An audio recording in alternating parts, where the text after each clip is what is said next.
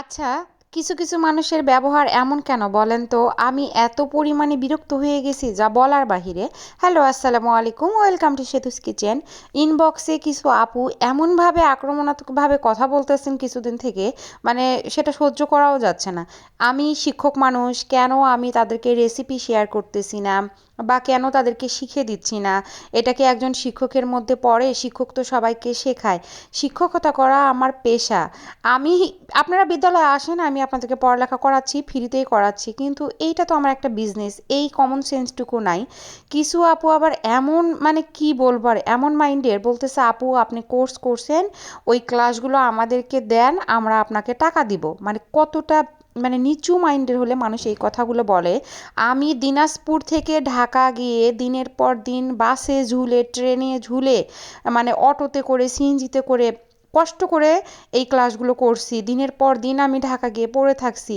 কতটা যে কষ্ট হয়েছে আমার, এক আল্লাহ ছাড়া কেউ জানে না।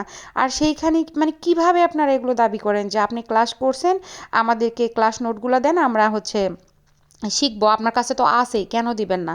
কেন রে ভাই আপনারা কোর্স করতে পারেন না? যারা সিটিতে থাকে তাদের জন্য তো সব থেকে সহজ। তাদের বক্তব্য শুনলে আমার মাথা নষ্ট হয়ে যায় যে বাচ্চা ছোট, যেতে পারি না, আপু আপনি হেল্প করেন, কেমন শিখাবে না শিখবে। আরে ভাই, তারা কেমন শিখাবে না শিখাবে এটাই বিশ্বাস পাচ্ছেন না, আবার তাদের করা ক্লাসগুলো আমার কাছ থেকে কিনতে চাচ্ছেন। তাহলে আপনারা আসলে কোন মাইন্ডের, এইটাই আমি বুঝতে পারতেছি না। যে কোনো জিনিসই, আপনি ক্রিয়েটিভিটি এমন একটা জিনিস যেটা আমি যদি আপনাকে গুলেও খাওয়াই আপনার হবে না, যতক্ষণ পর্যন্ত না আপনি নিজে চেষ্টা করবেন। নিজের ইচ্ছাটাই হচ্ছে সব থেকে বড় বিষয়। সৃষ্টিকর্তা সবাইকেই সমান পরিমাণে জ্ঞান বুদ্ধি দান করছে, কেউ খাটায় কেউ খাটায় না।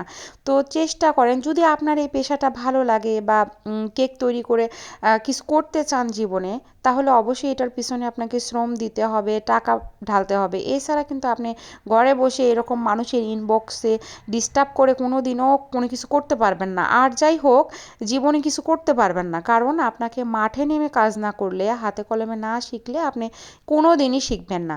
এই যে আমরা ছোটোখাটো টিপসগুলো শেয়ার করি, এগুলো কি জানেন? এগুলো হচ্ছে যে আপনার একটা হ্যাক। মানে আপনি বেকিং করতে কোথাও আটকে গেছেন, এই শর্ট ভিডিওগুলো দেখলেন, আপনি ওটা পার হয়ে গেলেন, এইটুকু সাপোর্ট পাবেন। কিন্তু বেকিং পার করে নেওয়ার বা একটা বিজনেস করে নেওয়ার মতন হচ্ছে টিপস বা কোনো কিছুই কিন্তু আমরা শেয়ার করব না। হ্যাঁ, আমি যখন ক্লাস নিব তখন কিন্তু আপনাদেরকে সেটা অবশ্যই শেয়ার করব। তো এই কমন সেন্সটা অন্তত আপনাদের থাকা উচিত। এইভাবে আক্রমণাত্মকভাবে কথা না বললেও পারেন। আমি হচ্ছে ক্লাস করে আসে কেন ভাই আপনাদেরকে রেসিপি দিব, এইটা আপনারা বোঝেন না যে এইটা আসলে কেউ দিবে না?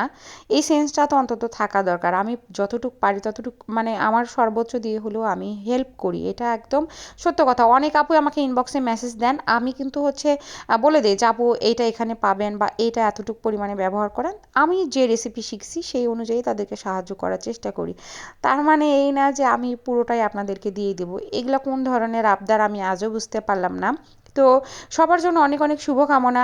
আমি নিজেই কম জানি আসলে, এখনও আমার জানার অনেক অনেক বাকি আছে। তো চেষ্টা করেন, অবশ্যই ভালো কিছু করতে পারবেন।